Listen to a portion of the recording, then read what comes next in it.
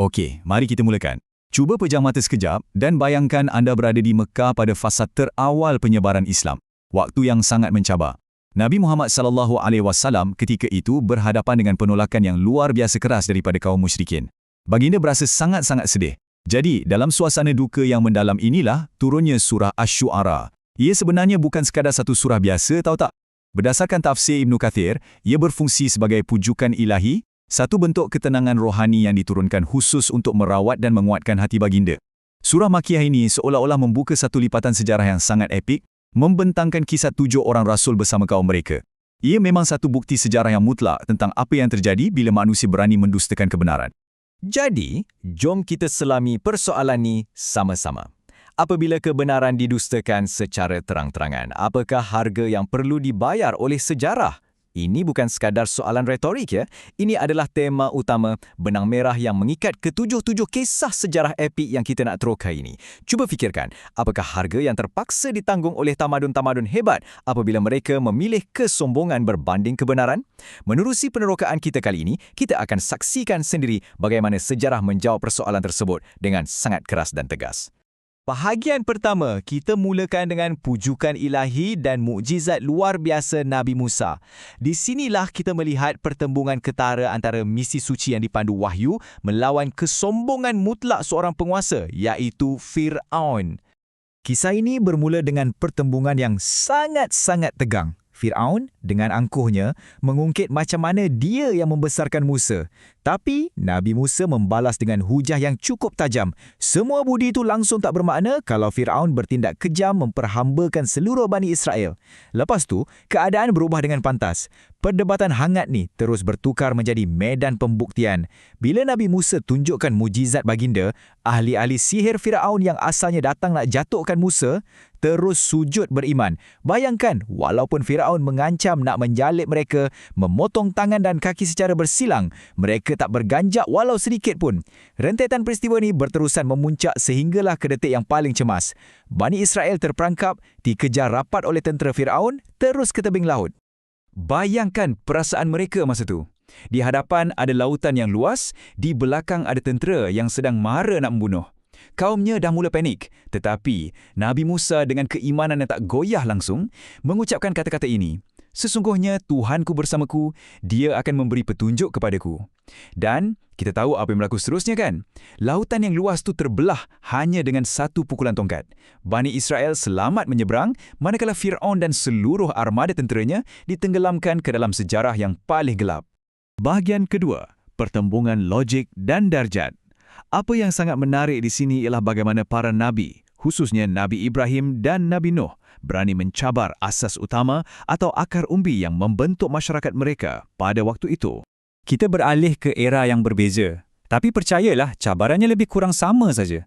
Nabi Ibrahim dengan sangat berani mencabar logik kaumnya yang sembah berhala. Baginda tanya satu soalan yang sangat simple. Bolehkah batu-batu yang kamu sembah ni mendengar doa kamu? Boleh ke ia beri manfaat atau mendatangkan mudarat? Hujah mudah ni sebenarnya membongkar kejahilan mereka yang sangat dalam. Dan ini membawa kepada satu doa agung daripada Nabi Ibrahim. Baginda memohon hikmah dan syurga. Kerana baginda tahu pada hari kiamat nanti, segala harta benda yang melimpah ruah dan anak pinak yang ramai dah takkan berguna lagi. Yang tinggal dan benar-benar bermakna cumalah qalbun salim, hati yang sejahtera dan bersih menghadap Allah. Untuk Nabi Nuh pula, bentuk cabarannya adalah tentang darjat dan perbandingan kelas. Di satu pihak, kita nampak golongan elit dan bangsawan yang sangat angkuh. Di pihak satu lagi, pengikut setia Nabi Nuh yang hanyalah golongan miskin dan dianggap rendah statusnya dalam masyarakat.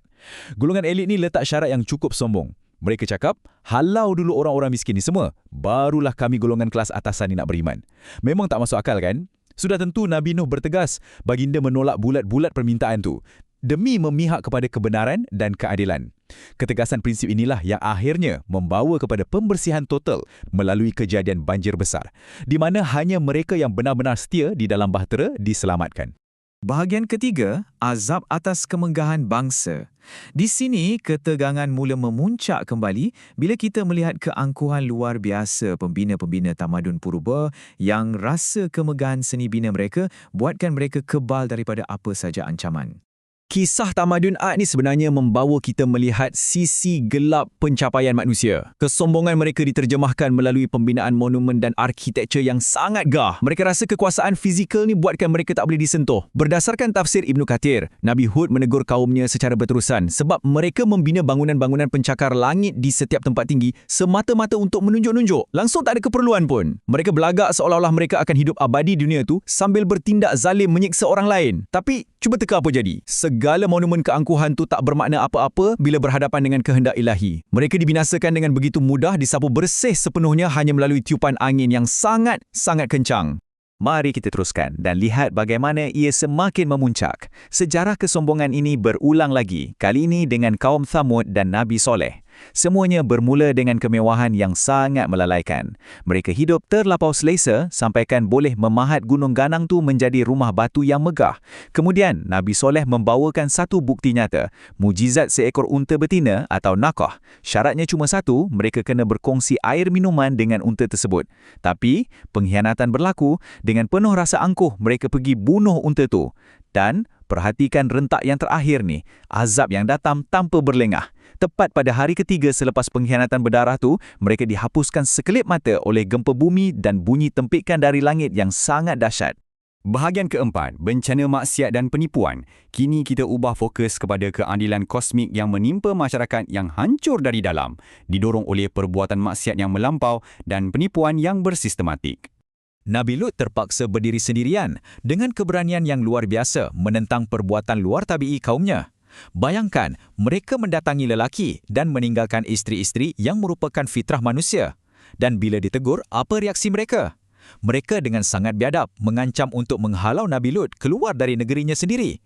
Tindakan mereka yang dengan bangganya menolak kebenaran ini akhirnya mengundang azab kosmik yang amat mengerikan.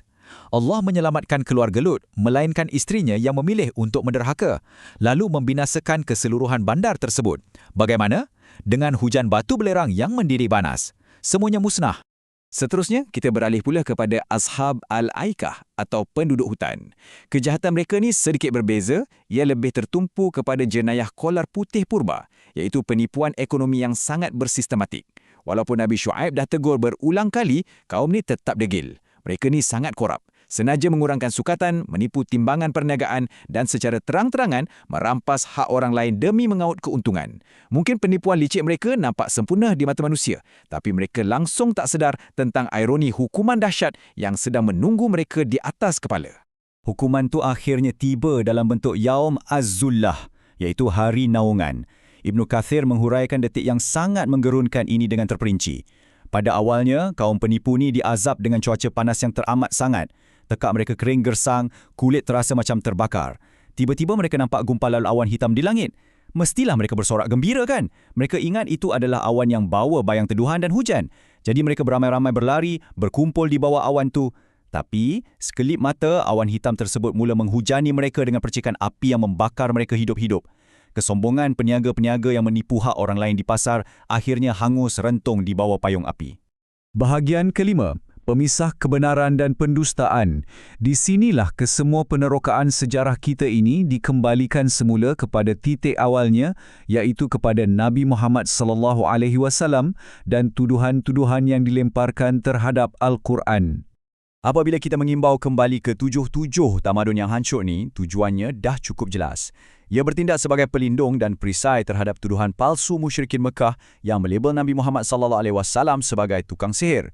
Jadi poin yang paling penting di sini ialah tentang sumber wahyu itu sendiri. Allah menegaskan dengan sekeras-kerasnya bahawa Al-Quran dibawa turun oleh Ar-Ruh Al-Amin, malaikat Jibril yang sangat mulia, terus ke dalam hati Nabi Muhammad SAW. Al-Quran ini sama sekali 100% bukan dibawa oleh syaitan. Syaitan hanya akan turun kepada para pendusta yang berdosa, bukan kepada pesuruh Allah. Ini adalah satu pemisahan yang mutlak antara wahyu suci Tuhan dan ilmu hitam. Malah daripada penjelasan inilah terungkainya rahsia kenapa surah ini dinamakan Asy-Syu'ara yang bermaksud para penyair. Tahu tak, pada zaman jahiliyah, rata-rata penyair ni hipokrit. Mereka lantang bercakap besar di merata-rata tempat dan karya mereka selalunya cuma diikuti oleh orang-orang yang sesat. Sebab itulah, bila ayat kutukan terhadap penyair mula diturunkan, Ibnu Kathir merekodkan bahawa penyair Islam yang hebat seperti Hasan bin Thabit terus menangis resak-esak. Mereka bimbang. Tapi Allah itu sifatnya maha adil. Turunlah ayat pengecualian khas khusus untuk para penyair yang beriman, yang beramal soleh dan menggunakan bakat penulisan mereka demi membela Islam apabila dizalimi. Nampak tak? Karya seni apabila ia diangkat untuk menegakkan kebenaran, statusnya berubah menjadi satu ibadah. Sepanjang eksplorasi ini, kita dah pun melihat bagaimana lautan luas menelan Fir'aun, banjir besar menyapu bersih elit Nuh, debu kencang menimbus tamadun Ad dan Thamud, serta api dari langit membakar kaum Lut dan Syuaib. Sejarah mereka semua ini telah lama termaktub sebagai satu amaran kosmik buat manusia. Persoalannya sekarang, adakah kita benar-benar merenung, mengambil pengajaran dan memilih untuk tunduk kepada kebenaran? Ataupun mungkinkah kita, tanpa kita sedar, sedang mengatur langkah untuk perlahan-lahan mengulangi kesombongan dan keangkuhan mereka? Fikir-fikirkanlah.